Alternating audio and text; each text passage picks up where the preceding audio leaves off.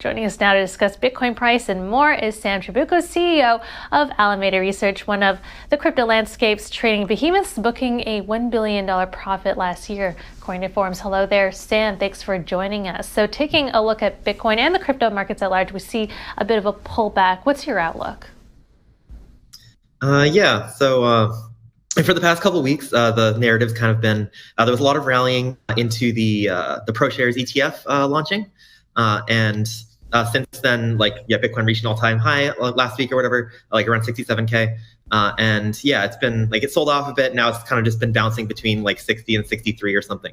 Do you see this as short term, or perhaps something deeper, lower lows in the coming weeks? So I think it was predictable that we were gonna bounce off the 67K all-time high thing. There was a lot of a big trade we know a bunch of people were doing was get really long until there's an ETF and then sort of just take profit from that. And we know that there are various large firms who have said they did this. So it's kind of predictable that that's going to happen. I don't really have any strong predictions going forward. I think that it's all things considered, it's been kind of stable. It's been bouncing around in a 10% range, but so it's not TradFi stable. But for Bitcoin, this isn't really shocking volatility or anything. So I don't particularly. It's quite boring, actually, compared to ETH is hitting all-time highs. We do see all-time highs with Solana as well. Is that what institutions or traders are looking toward to diversify away from Bitcoin? Potentially, I've seen some pieces of narrative shift from Bitcoin has Bitcoin crushed it. Bitcoin the ETF launched successfully. There isn't an ETF for most of these other coins at this point, and so there's definitely some people who are believing that it's we should be shifting into alts now. Bitcoin was outperforming so much for so long that we should be seeing something else. There's something similar in the other parts of the market, and so that's potentially what we're seeing right now. But Solana, for instance, is really outperforming quite a bit. It's number 4 market cap now, which is pretty exciting for people who are invested in the ecosystem. Right. Where do you see Bitcoin in the next 3 months versus, say, longer term, 6 months? For a long time, Alameda did have pretty strong beliefs that crypto is probably largely undervalued, and Bitcoin, of course, is the stand-in for crypto for a lot of people. If crypto is going to go up, Bitcoin's certainly going to go up. It's gotten it's gotten a little bit less clear to us. The regulatory questions are very active right now. As we speak, there's a important lawsuit going on in Florida. The U.S. regulators are have been talking a lot about stablecoins recently. We should expect the U.S. regulators and also regulators elsewhere to keep talking about crypto, which on some level is quite exciting.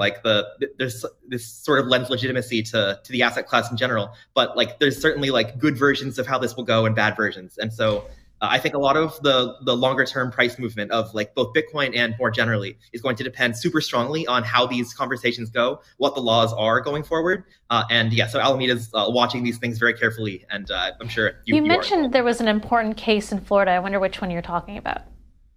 I'm at the Kleiman case discussing who Satoshi is. And do you think that's a risk to the markets that if we do find out who Satoshi is, or at least who controls the keys to these over 1 million Bitcoins, that it could move markets?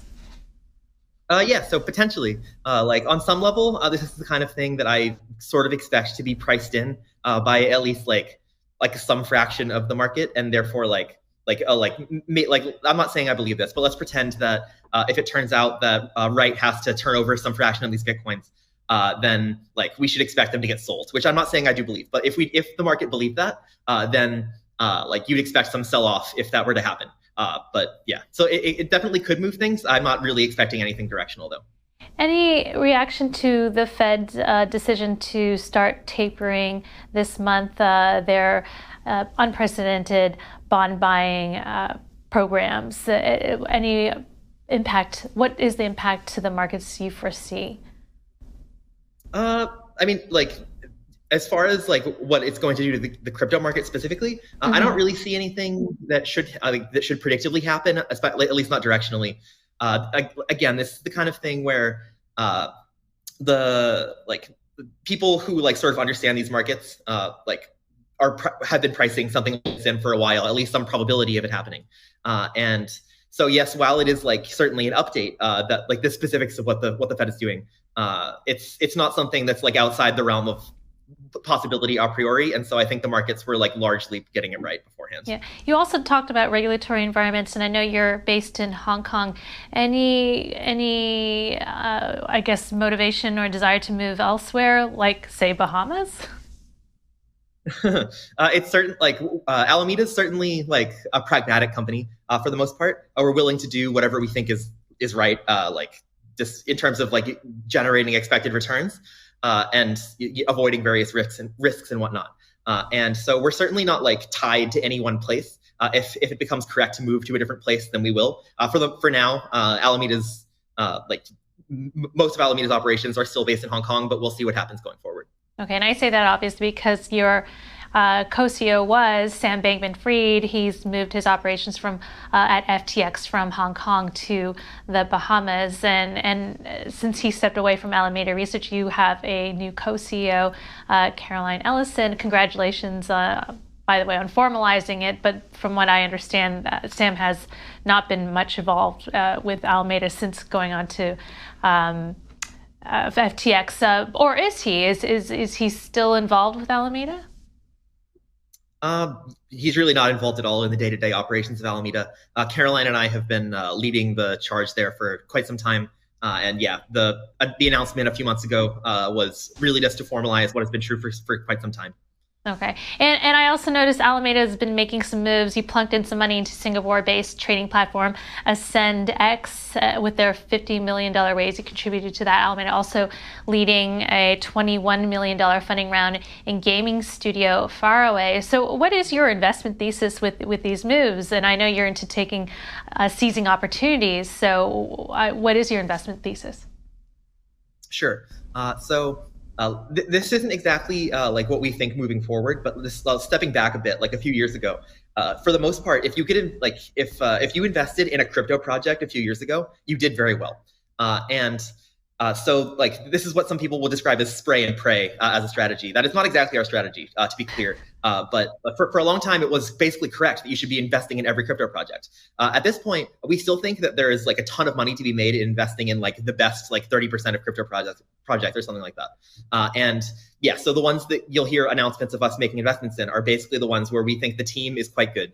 The ones you mentioned in specific, we think that they've done great work already. We think that their teams are quite impressive and have the potential to do a ton more great work. And so that's basically what our thesis is. Like we want to be investing in the best teams in this industry that is like still has some probability of like blowing up even more than it already has.